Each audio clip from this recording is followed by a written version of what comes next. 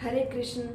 आज हम बात करेंगे श्री राधा रमन मंदिर के बारे में कि श्री राधा रमन जी का जो मंदिर है उसकी स्थापना किसने की थी, श्री राधा रमन जी का जो प्राकट्य वो कैसे हुआ था, श्री राधा रमन का मतलब क्या है, रमन नाम का मतलब क्या है, और ये इनकी जो राधा रमन जी का जो मंदिर है उसमें आज भी कौन से समाज के लोग सेवा करते हैं।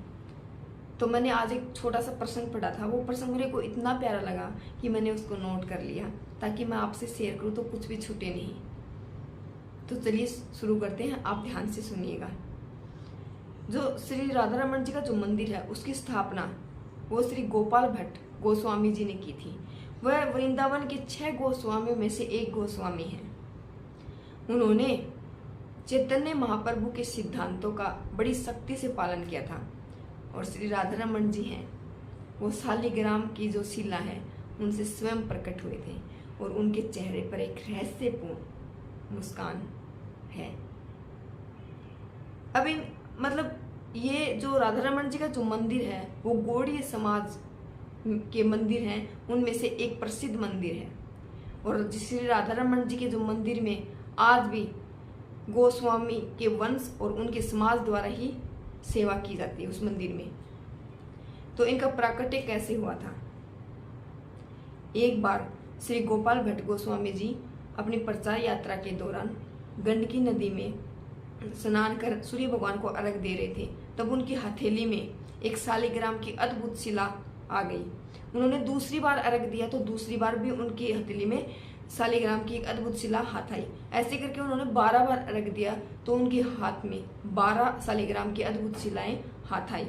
उन्होंने वो शिला ली और वो वृंदावन धाम आ गई और वहां पे उन्होंने यमुना नदी के किनारे एक केसी घाट के तट पर उन्होंने एक कुटिया बनाकर उन शालिग्राम के जो शिला थी उनको विराजमान कर दिया और उनकी बड़ी भक्ति भाव से पूजा अर्चना करने लग गई।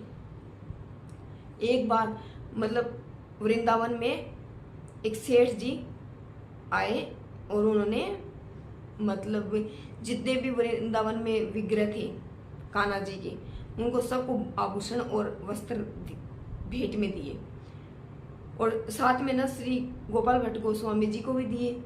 लेकिन शालिग्राम भगवान जी को अब कैसे वस्त्र धारण कराएं, कैसे आभूषण दें।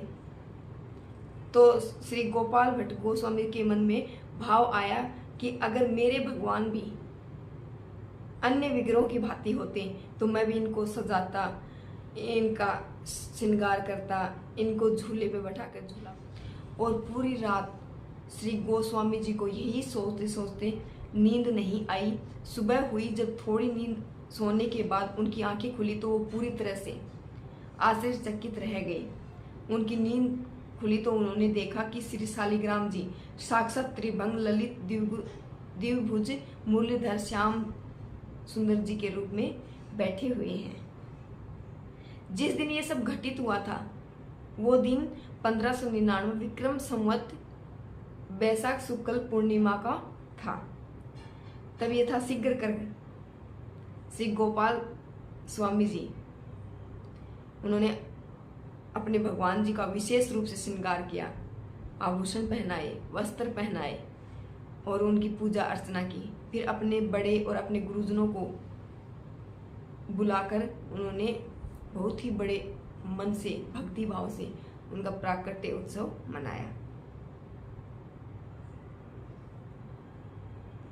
भगवान राधा रमन जी गोस्वामी जी का जो आवास स्थल था वहां पर एक पीपल का पेड़, वो पीपल के पेड़ के नीचे ही प्रकट हुए थे।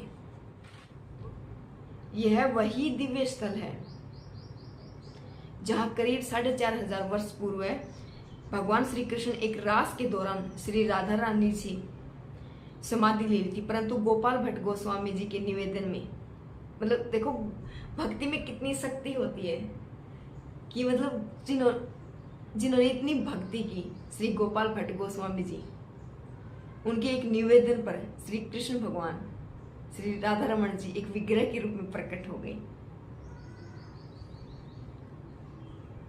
जब भगवान श्री कृष्ण राधा रानी से अलग हुए थे तब श्री राधा रानी जी ने रमन के नाम से पुकारा था। और फिर उनको सब राधा के रमन के नाम से पुकारने लग गए। तब श्री गोपाल भट्ट गोस्वामी जी ने भी इनका राधा रमन नाम रख दिया। ये था उनका राधा रमन मंदिर का प्राकट्य। उनका नाम, रमन का अर्थ है कि राधा प्रेम, श्री कृष्ण भगवान के प्रति उनका प्रेम। तो भक्ति में इतनी शक्ति होती है, इसलिए मैं बार बार मैं भी प्रचार करती हूँ कि मतलब आप लोग श्री कृष्ण भगवान का नाम जाप कीजिए, राधा रानी जी का नाम जाप कीजिए, भक्ति में खो जाए। ज़्यादा नहीं कर सको तो